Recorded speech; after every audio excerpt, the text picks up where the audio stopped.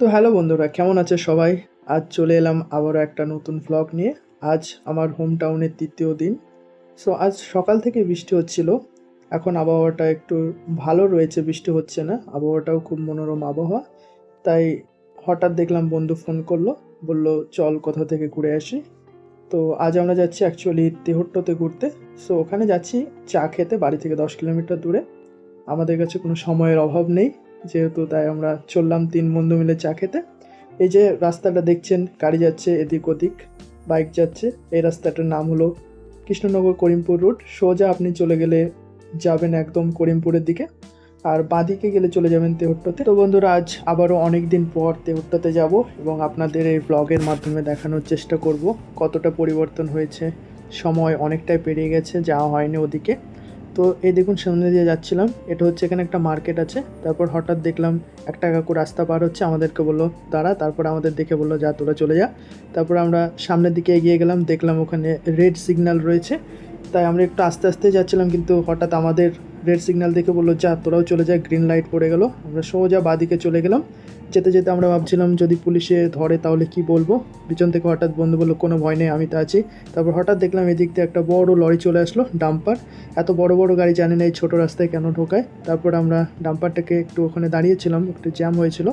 হঠাৎ চলে আসলাম চা করে, কিন্তু এখানে চা আমরা খেলাম না, বললাম একটু সামনে গিয়ে গিয়ে খাবো। তো সোজা চলে গেলাম সামনের দিকে। এই যে দেখতে পাচ্ছেন, এটা হচ্ছে আমাদের তেহট্ট হাই স্কুল বয়েজ।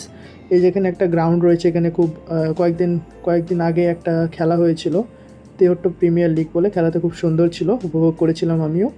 তারপরে এই দেখুন সামনে অনেক পার্কের মতো সুন্দর জায়গাও তৈরি করেছে। অনেক দিন আসা হয়নি, আগে মনে হয় ছিল না, নতুন রিসেন্টলি হয়তো তৈরি হয়েছে এগুলো। খুব সুন্দর লাগছিল দেখে। স্কুলটাও খুব সুন্দর লাগছিল, এবং স্কুলের সামনে অনেকগুলো পোস্টারও টাঙিয়েছে, কিসের সেটা তো বুঝতে পারলাম না। তারপর আমরা সোজা এগিয়ে চলে গেলাম সামনের দিকে। সামনে এই যে দেখতে পাচ্ছেন, এই জায়গাটা হচ্ছে জিতপুর মোড়। এই যে এইদিকে ডান দিকে চলে গেলে আপনারা চলে যাবেন সোজা পলাশীপাড়া শ্যামনগর রোডে, আর বাঁ দিকে চলে গেলে চলে যাবেন একদম নদীর ধারে। এই রাস্তাটা সোজা চলে যাচ্ছে একদম নদীর দিকে। তো আমরা ভাবলাম ওইখানে বসে চা খাবো, তো সোজা আমরা ডিসাইড করলাম ওই দিকেই যাব। দেখতে পাচ্ছেন রাস্তার পাশে অনেক জলও রয়েছে। এই দেখুন এখানে অনেক মার্কেটও তৈরি হয়ে গেছে রিসেন্টলি কাপড়ের। সো আপনারা চাইলে ওখান থেকে শপিংও করতে পারবেন। তারপরে এইদিকে দেখলাম অনেক সোনার দোকান রয়েছে, জুয়েলার্স। সো তারপর আমরা সোজা এগিয়ে গেলাম, আমাদের যেহেতু ওখানে কোনো কাজ নেই, তো আমরা সোজা যাচ্ছি যাচ্ছি, চা কখন খাবো আমরা ভেবেই পাচ্ছি না। তো সোজা চলে গিয়ে দেখলাম এইদিকে অনেকটাই পরিবর্তন হয়ে গেছে, অনেক দোকান হয়ে গেছে। তারপর বন্ধু পিছন থেকে বললো চল চল চল থানায় চল, আমরা 3জন চলে আছি বলে দেবো। তারপর বললো না না, যাস না, ফাইন লাগবে। তো সোজা চলে গেলাম আমরা। এই দেখুন এই রাস্তাটা দিকে ধরে চলে যাচ্ছে, এটা তিহট্টের ভিতরের দিকে রোড। এই রিসেন্টলি মনে হয় এই বাড়িটা নতুন হয়েছে, আমি দেখিনি এর আগে।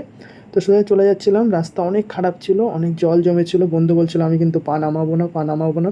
কিন্তু যেখানে বাঘের ভয় সেখানেই সন্ধ্যা হয়। হঠাৎ একটা গাড়ি ওই দিকে ডান দিকে যাবে ভাবছিল, তো আমাদেরকে বাধ্য হয়ে পা নামাতে হলো জলের মধ্যে। তারপর সোজা চলে গেলাম গাড়িটা যাওয়ার পরে।